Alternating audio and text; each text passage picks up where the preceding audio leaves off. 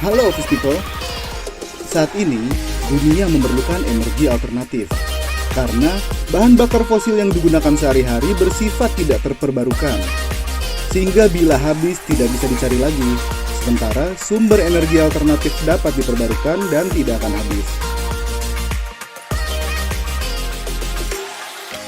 Berikut ini adalah 7 energi terbarukan di dunia versi teras lantai 7.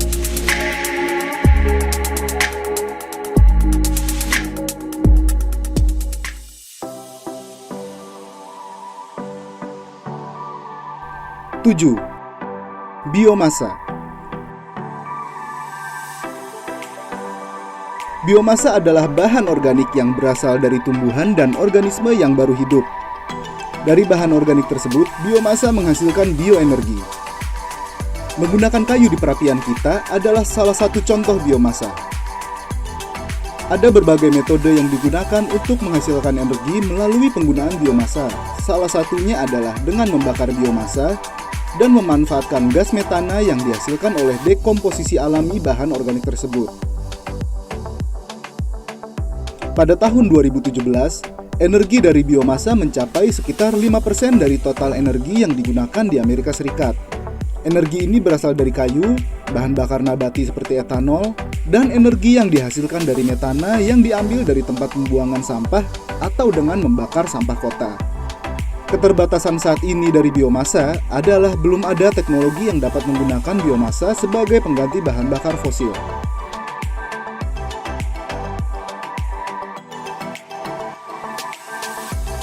6.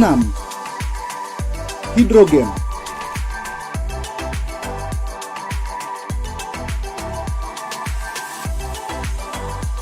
Hidrogen merupakan gas dan memiliki unsur yang paling ringan, 14 kali lebih ringan daripada udara. Hidrogen dapat digunakan sebagai bahan bakar pembakaran bersih yang mengarah pada pengurangan polusi dan lingkungan yang lebih bersih.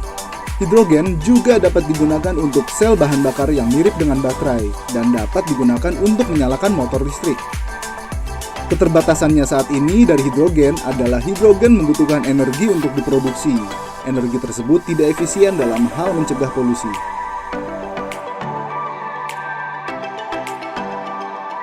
5. Lautan.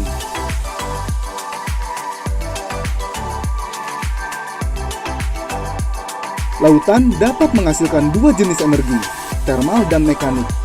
Energi termal atau panas laut bergantung pada suhu permukaan air yang hangat untuk menghasilkan energi. Energi mekanik laut adalah energi terbarukan yang lebih banyak digunakan oleh manusia, menggunakan pasang surut untuk menghasilkan energi yang diciptakan oleh rotasi bumi dan gravitasi dari bulan. Energi gelombang dapat diprediksi dan mudah untuk memperkirakan jumlah energi yang akan dihasilkan. Energi gelombang jauh lebih konsisten daripada energi matahari dan angin. Energi terbarukan ini juga berlimpah. Kota-kota yang paling padat penduduknya cenderung berada di dekat lautan dan pelabuhan, sehingga lebih mudah untuk memanfaatkan energi ini untuk penduduk setempat. Potensi energi gelombang merupakan sumber energi yang luar biasa yang belum dimanfaatkan. Keterbatasan pada energi gelombang adalah dapat mengganggu banyak ekosistem laut yang rapuh. Meskipun merupakan sumber energi yang sangat bersih, mesin besar perlu dibangun di dekatnya untuk membantu menangkap energi bentuk ini, yang dapat menyebabkan gangguan pada dasar laut dan kehidupan laut yang mendiaminya.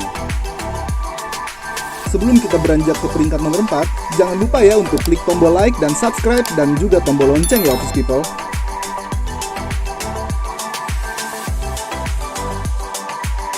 4. Panas bumi. Panas bumi adalah panas yang terperangkap di bawah kerak bumi dari pembentukan bumi 4,5 miliar tahun yang lalu dan dari peluruhan radioaktif.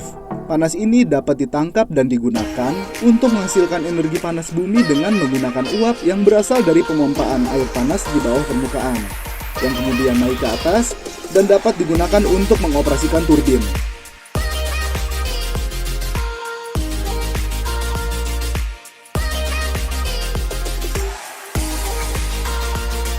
Energi panas bumi tidak umum seperti jenis sumber energi terbarukan lainnya, tetapi memiliki potensi yang signifikan untuk pasokan energi. Karena dapat dibangun di bawah tanah, ia meninggalkan sangat sedikit jejak di darat dan energi panas bumi diisi ulang secara alami. Oleh karena itu tidak berisiko menipis. Tidak hanya mahal untuk membangun infrastruktur, tetapi kekhawatiran utama lainnya adalah kerentanannya terhadap gempa bumi di wilayah tertentu di dunia, merupakan keterbatasan yang dimiliki sumber energi terbarukan ini. 3. Energi listrik tenaga air. Listrik tenaga air dihasilkan oleh bendungan. Air mengalir melalui turbin bendungan untuk menghasilkan listrik, yang dikenal sebagai pump storage hydropower. Pembangkit listrik tenaga air sangat berguna dan dapat dihasilkan dengan menggunakan kedua proyek skala besar seperti bendungan dan proyek skala kecil seperti turbin bawah air dan bendungan bawah di sungai kecil. Pembangkit listrik tenaga air tidak menghasilkan polusi, dan karena itu merupakan pilihan energi yang jauh lebih ramah lingkungan bagi lingkungan kita.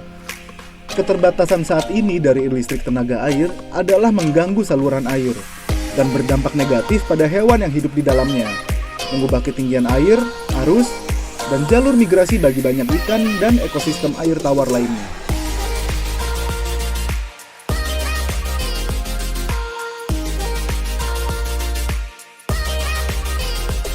Dua, angin.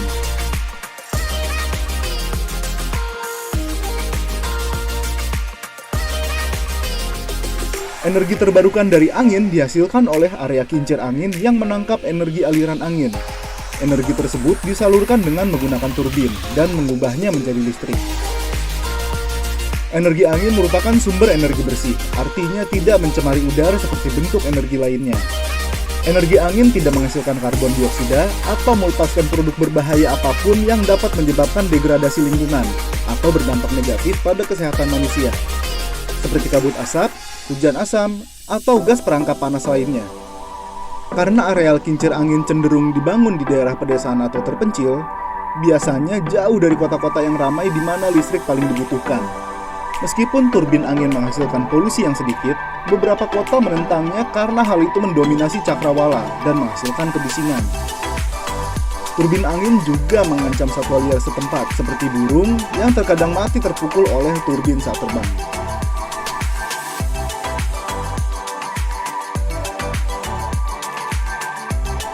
Dan energi terbarukan yang ada di peringkat 1 dari 7 energi terbarukan di dunia, versi teras lantai 7 adalah energi surya.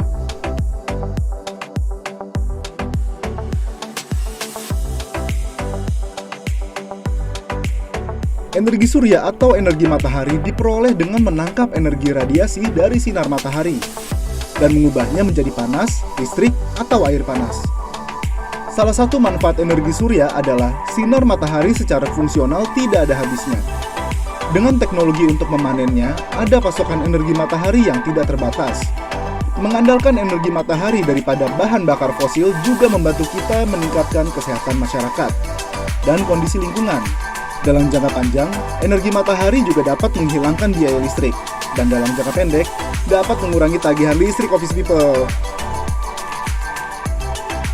Meskipun energi surya akan menghemat uang dalam jangka panjang, namun biaya awal yang signifikan merupakan pengeluaran yang tidak realistis bagi sebagian besar rumah tangga.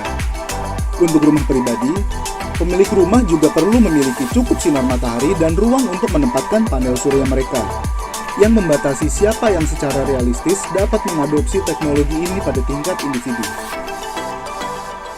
Itulah 7 energi terbarukan di dunia versi teras lantai 7. Energi alternatif memang memerlukan modal awal besar, namun dalam penggunaannya akan lebih hemat daripada bahan bakar fosil.